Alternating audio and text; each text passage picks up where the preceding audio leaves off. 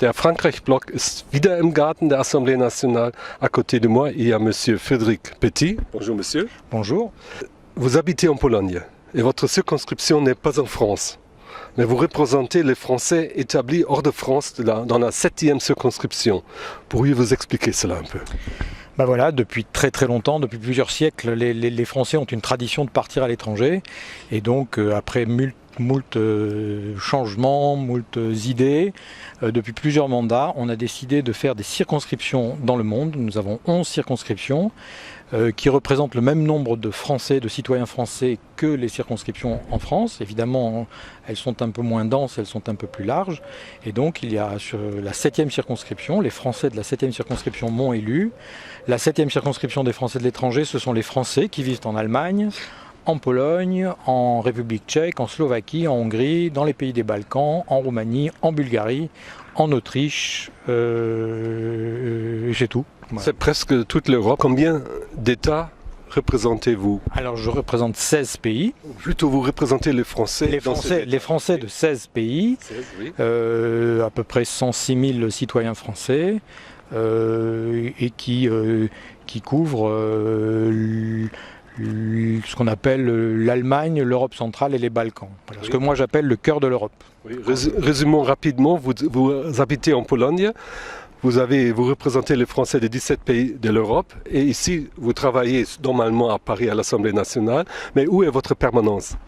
Alors, j'ai pas de permanence comme les autres, puisque ma circonscription est trop grande, mais j'ai une collaboratrice qui habite à Munich, j'ai un collaborateur qui habite à Varsovie, je vais bientôt en avoir un qui habite à Prague, et je circule dans ma circonscription comme les autres députés. Je rentre chez moi le week-end à Varsovie, voilà, j'y étais hier matin. Et puis je viens à Paris et je fais mon travail de commissaire des affaires étrangères. Vous disposez d'une expérience internationale remarquable. Dans le détail dépasse largement le temps pour notre interview. Toutefois, quelles étapes de votre vie professionnelle vous soutiennent pour le travail dans votre circonscription et aussi au Palais Bourbon? Alors il y en a deux très clairement. Il y a la première expérience, j'ai été ce qu'on appelle un travailleur d'une ONG, on dirait du domaine associatif. J'ai dirigé de très grosses associations dans des projets sociaux, dans des projets interculturels, des projets déjà européens. Donc c'est sûr que cette expérience de la vie non lucrative, on va dire, et du travail en équipe internationale m'aide beaucoup aujourd'hui. C'était il y a très longtemps, quand j'étais jeune. Et puis depuis une vingtaine d'années, je suis industriel. Ça m'aide aussi beaucoup parce que j'ai été représentant de petites entreprises, de grandes entreprises, à l'étranger, en Égypte. Voilà, donc ce qui me soutient, c'est ces trois éléments, je dirais, à la fois la vie lucrative industrielle, à la fois la vie non lucrative et le travail social, et ça fait 20 ans que j'ai pu habiter en France et que j'ai habité 5 ans en Égypte et j'ai une famille interculturelle et internationale, et ça m'aide beaucoup et ça me donne un regard particulier sur mon pays. Oui. Monsieur le député, notre blog s'adresse aussi à des élèves, donc je voudrais aussi vous demander qu'est-ce que c'est là pour vous, le rôle d'un député? Alors le rôle d'un député, c'est très simple. Le rôle d'un député, il fait la loi, il contrôle le gouvernement. Voilà, c'est ces deux grandes fonctions. Il représente la nation. Donc voilà, nous légiférons, nous faisons les lois et puis nous contrôlons le travail du gouvernement, c'est-à-dire que nous vérifions, nous avons le droit, là en ce moment nous avons de grandes sessions où nous convoquons les membres du gouvernement pour vérifier ce qu'ils ont fait parce que nous avons des doutes parfois, etc. Voilà, c'est notre grand travail. Chaque citoyen ne peut pas tout le temps et tous les matins contrôler ce que fait le gouvernement, donc il délègue cette fonction à quelques centaines de députés qui le font. C'est comme en Allemagne. Vous êtes député, mais vous avez aussi un bon nombre d'autres charges à l'Assemblée nationale. Pourriez-vous en citer quelques-unes? Oui, alors c'est tout dans le cadre de la charge de député. Alors je suis d'abord commissaire des affaires étrangères, c'est-à-dire que je participe à la commission des affaires étrangères. Chaque député a une commission et une seule. Donc la commission des affaires étrangères, c'est la commission qui s'occupe en partie de vérifier tout ce qui se passe dans les relations de la France et de l'Europe avec les autres pays.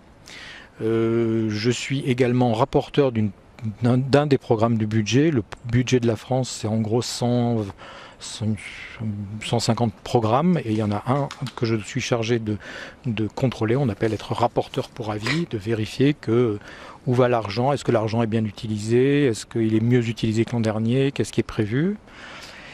Voilà, je fais aussi partie d'un groupe de députés qui nous rassemblons très très régulièrement et ce sont tous les députés des Français à l'étranger, donc mon collègue qui représente les Français d'Amérique du Nord, ma collègue qui représente les Français d'Amérique du Sud, ma collègue qui représente les Français d'Afrique australe et du Moyen-Orient, d'Espagne et de la zone ibérique, etc., etc. Nous nous voyons très régulièrement parce que nous savons que nous représentons une communauté française qui est un peu particulière et qu'il est important parfois de nous partager les tâches pour qu'elles soient bien entendues et bien représentées à l'Assemblée nationale. Quel est votre bilan après la première année au Palais Bourbon ? Ça c'est plus difficile comme question. C'est très mélangé. D'abord, quand on découvre une nouvelle fonction et un nouveau mandat, on est forcément... il faut qu'on prenne ses marques, il faut qu'on comprenne à quoi on sert, qu'on découvre. Voilà, donc ça je pense que je l'ai bien fait. J'ai pu écrire très rapidement avec mon équipe, j'ai pu écrire un projet de mandat, c'est-à-dire essayer de bien m'organiser, de voir ce à quoi je sers, ce à quoi je ne sers pas, quelles seront les priorités de mon mandat. Donc je suis assez fier d'avoir fait ça dans cette première année et d'avoir bien compris qu'est-ce qu'on peut faire quand on est député, à quoi on sert, à quoi on ne sert pas du tout, et quels sont les outils que j'ai à ma disposition et bien les maîtriser. Ça j'en suis assez fier. Je suis assez fier aussi de la première année de ce gouvernement qui a quand même cassé des choses qu'on croyait infranchissables et qui a déjà relancé la politique extérieure, qui a fait résonner des voix un peu plus positives en Europe que ce qu'on entend. Voilà, je suis aussi content de la façon dont je me suis implanté dans ma circonscription que je connaissais très bien, donc je connaissais un peu l'Allemagne, je connais très bien la Pologne, l'Europe centrale, les Balkans, et je suis content que tous les enjeux de tous ces pays et des Français qui sont installés dans tous ces pays sont des enjeux que maintenant je maîtrise bien, les gens me connaissent, on a commencé à réfléchir sur des sujets qui sont peu connus mais qui sont très importants comme le multilinguisme, les frontières extérieures de l'Europe, etc., etc. Vous êtes rapporteur du programme budgétaire relatif à l'action extérieure de la France, l'Agence française pour l'enseignement à l'étranger. Qu'est-ce que nos deux pays devraient faire pour mieux promouvoir l'apprentissage de la langue du voisin ? Alors, entre la France et l'Allemagne, on a été précurseurs, puisque depuis 1963, on a des programmes qui sont peu connus, mais qui ont très bien marché. Je pense en particulier à l'Office franco-allemand de la jeunesse. J'aime bien la façon dont vous avez posé la question, parce que apprendre la langue du voisin, c'est bon pour les Français et les Allemands, c'est bon pour les Serbes et les Croates, c'est bon pour les Kosovars et les Serbes, c'est bon dans beaucoup d'endroits, c'est bon pour les Serbes de Bosnie et les Bosniaques. Voilà, c'était très important dans beaucoup d'endroits et je crois que nous avons fait beaucoup. Il faut relancer ça, il faut maintenant le sanctuariser. C'est-à-dire que moi, j'aimerais que ça soit un thème des prochaines élections européennes, cette volonté, cette quasiment obligation. Voilà, quand on est européen, c'est pas comme quand on est américain ou chinois où il y a une espèce de langue qui passe partout. Nous, quand on est européen, on parle plusieurs langues, on connaît plusieurs langues. D'office, c'est comme ça, c'est la façon d'être européen, c'est de connaître plusieurs langues, parce que quand on connaît la langue de l'autre, on le comprend mieux, et puis on a la tête plus large, on a le cœur plus large, donc c'est des choses très importantes, et c'est une spécificité de l'Europe, qui est à la base une spécificité franco-allemande. Dans votre dernière newsletter, vous constatez, je cite, « Afin de garantir une stabilité européenne à long terme, le partenariat franco-allemand doit être plus qu'une base solide, il doit être un moteur du progrès. » Quelles sont selon vous les tâches les plus importantes qui s'imposent aux franco-allemands? Je dis des belles choses. Écoutez, je crois qu'il faut continuer ça. C'est-à-dire que je crois que ce qu'on a fait entre la France et l'Allemagne, on doit être capable maintenant de l'exporter. Dans mon prochain rapport, en septembre, je vais par exemple aller voir un centre culturel, Goethe et un institut français à Ramallah. Et à Ramallah, nous avons un établissement commun. C'est-à-dire que c'est un centre, c'est le Goethe et l'Institut français qui sont ensemble à Ramallah, en Palestine, parce qu'on estime que ce qu'on porte, c'est plus important que ce qui nous divise et que c'est mieux utiliser nos moyens, c'est mieux utiliser notre force de pouvoir le dire ensemble. Un autre exemple, nous sommes admirés, franco-allemands, nous sommes admirés dans les Balkans. J'ai des gens qui me disent « Mais comment vous avez fait pour vous réconcilier aussi vite? Vous étiez ennemi héréditaire, maintenant c'est vous qui dirigez l'Europe. Comment vous avez fait cet exemple unique au monde, unique dans l'histoire, d'une réconciliation pesée par l'économique est quelque chose qu'il faut que nous soyons capables d'exporter. Mon rêve, ça serait que ce modèle, un jour, ça soit par ce modèle qu'on fasse la paix au Moyen-Orient. C'est ça mon rêve, c'est ça qu'il faut qu'on fasse maintenant. Comment évaluez-vous la déclaration de Meseberg du 18 juin 2018?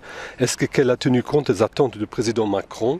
Peut-il être satisfait de cette déclaration? Alors je ne sais pas ce que le président Macron en pense, je ne suis pas avec lui tous les jours, mais moi j'en suis très satisfait. Je crois que c'est quelque chose, je n'étais pas très inquiet, je pense que tous ceux qui disaient oui l'Allemagne n'a pas répondu aux propositions de Macron, j'étais beaucoup plus tranquille qu'eux par rapport à ça. Je crois qu'on était dans une situation en Allemagne qui rendait les choses plus lentes, plus calmes, un peu à l'allemande. Je l'ai dit il y a un an que tant qu'on n'aurait pas... même tant qu'on n'aurait pas fini, tant qu'on n'aurait pas passé les élections de Bavière, on sera encore dans des prises de position. Par contre, c'est sûr que la déclaration de Meseberg est une très très bonne surprise, c'est quelque chose de très fort et je tire mon chapeau à ces deux dirigeants qui ont fait quelque chose qui ont enfin réglé des problèmes sans que ça soit une défaite de l'un, une défaite de l'autre, sans que ça soit un compromis par le bas. Mais ça a été vraiment une déclaration forte, une déclaration qui prouve que quand on est en conflit, c'est pas un problème si on est capable d'en sortir et avec intelligence et puis en croyant à ce qu'on a de fort en commun. À Ludwigsburg récemment, vous avez participé à un débat avec Michaela Wiegel de Frankfurter Allgemeine Zeitung ici à Paris, la correspondante. Ce qui intéresse nos auditeurs, l'action conjointe sera-t-elle entre la France et l'Allemagne, sera-t-elle à même de donner une réponse aux critiques des droites populaires? J'espère. Moi, je le crois profondément. D'abord parce que nous redéfinissons quelque chose qui est, c'est une autre manière d'aimer son pays. C'est une manière d'aimer son pays sans le fermer aux autres. Voilà. Je commence à faire des études, en particulier un travail que je vais lancer qui s'appelle binational, bicitoyen, bipatriote. Point d'interrogation. Voilà. Je crois que les exemples qu'on montre et ce qu'on arrive à montrer par toutes ces familles franco-allemandes, d'abord il y a des Français, il y a des Allemands, et puis il y a des franco-allemands qui sont devenus quelque chose d'encore plus différent.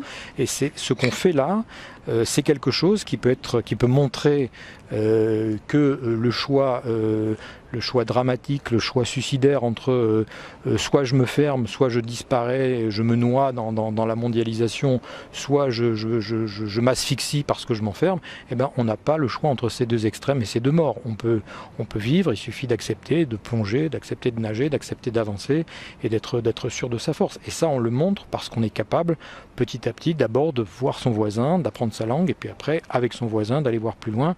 Et nous avons, dans notre espace européen, nous avons quelque chose qui est proche de l'idéal comme situation, puisque c'est un continent qui aurait dû être en guerre, et c'est un continent où il n'y a pas de guerre. Donc voilà, il faut continuer à y croire, il faut continuer à se mobiliser, et les élections de l'année prochaine seront fondamentales et capitales à ce sujet-là.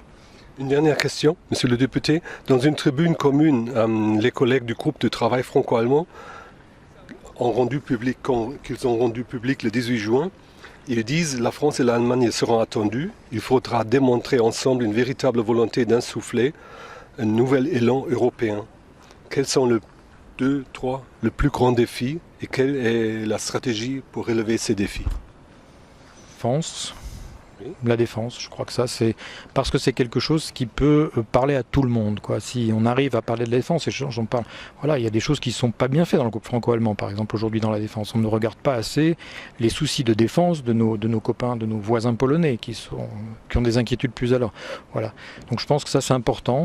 Il y a comment l'Europe va se situer, comment l'Europe va gérer ses frontières, non seulement pour se protéger, mais aussi pour avoir une politique extérieure, une politique du commerce, comment on va avoir cette espèce de logique, parce que les frontières c'est pas uniquement pour se protéger, c'est aussi pour avoir un commerce extérieur, comment on va être solidaires ensemble. Puis l'Afrique, ça me semble important, qu'est-ce qu'on a raconté au monde et comment on va le raconter, comment on va s'organiser pour que cette aventure européenne avec ses hauts et ses bas, comment on va aller le raconter au reste du monde. Merci bien, monsieur le député. Merci bien pour cet entretien. Merci. J'ai tenu.